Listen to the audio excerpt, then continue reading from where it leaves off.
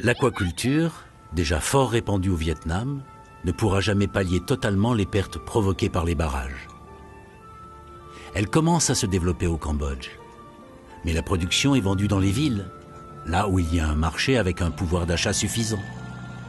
Et quoi qu'il en soit, cette nouvelle alimentation ne sera pas accessible gratuitement à la population rurale, dénuée de ressources, se nourrissant, comme c'est le cas aujourd'hui, de poissons sauvages.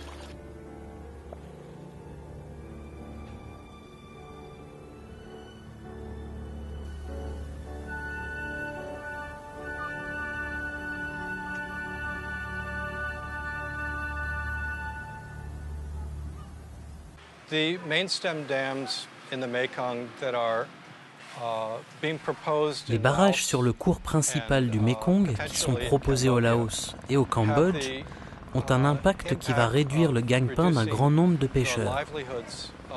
Quelque chose comme 1 million, peut-être même 2 à 3 millions de gens. Que va-t-il se passer avec ces gens et leur gagne-pain quand les barrages seront construits ?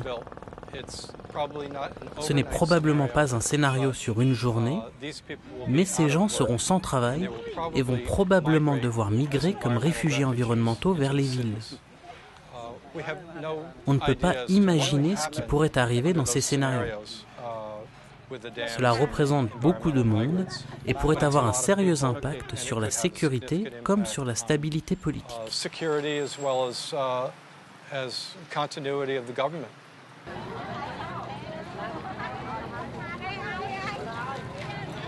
La Mekong River Commission, organisme créé en 1995, est constituée par les pays riverains, à l'exception de la Chine et de la Birmanie. Elle met en évidence les bénéfices et les risques des barrages et tente de mettre tout le monde d'accord. Mais les pays restent maîtres de leurs décisions. En octobre 2010, ont été rendues publiques les conclusions d'une étude commissionnée par cet organisme. Cette étude conclut notamment que les bénéfices économiques engendrés par la construction de barrages hydroélectriques sur le cours principal du Mékong seraient minimes en comparaison des impacts radicaux et permanents qu'ils auraient sur l'environnement et la sécurité alimentaire dans la région. Elle recommande de surseoir d'au moins 10 ans à toute décision concernant la construction de barrages sur le cours principal du fleuve. Le Cambodge se rallie à ces recommandations.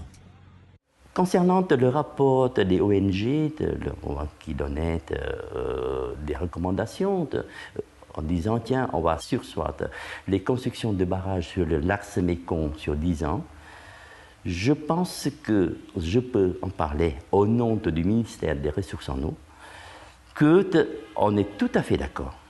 En équipant 6 ou 7 affluentes du Mékong, ou bien les rivières de montagne, ça suffit largement. Donc, le ministre a dit que voilà, il est tout à fait d'accord pour arrêter tout projet sur le Mékong, pour construire des barrages hydroélectriques dans les 10 ans à venir. Voilà.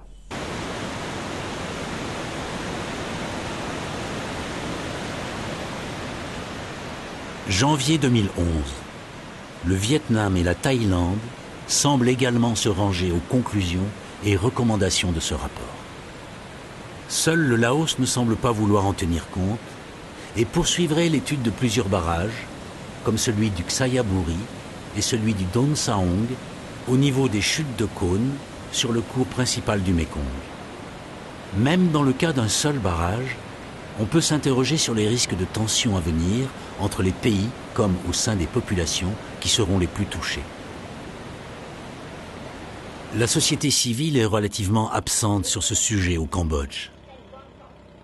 Les opposants au barrage sont très majoritairement des organismes occidentaux de défense de l'environnement, ce qui dérange la susceptibilité naturelle des Cambodgiens qui n'aiment pas se faire dicter une conduite par l'étranger.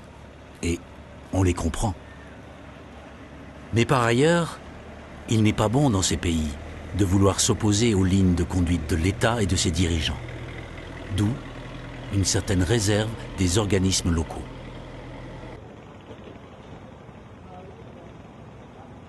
Il est incontestable que le problème est complexe et hypersensible. Tous ces pays ont besoin d'énergie pour poursuivre leur croissance. Et les barrages offrent d'autres avantages comme l'irrigation pour l'agriculture en saison sèche et des milliers d'emplois pour les constructions.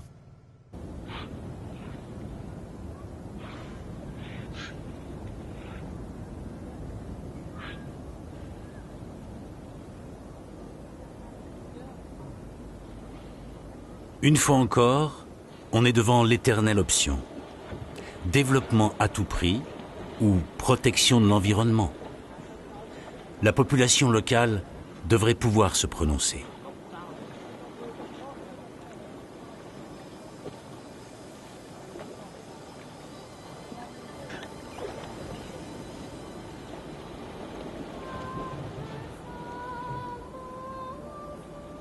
Et pendant ce temps, les fameux dauphins, emblèmes du Mékong, continuent de faire entendre le bruit de leur respiration sur les eaux calmes du fleuve.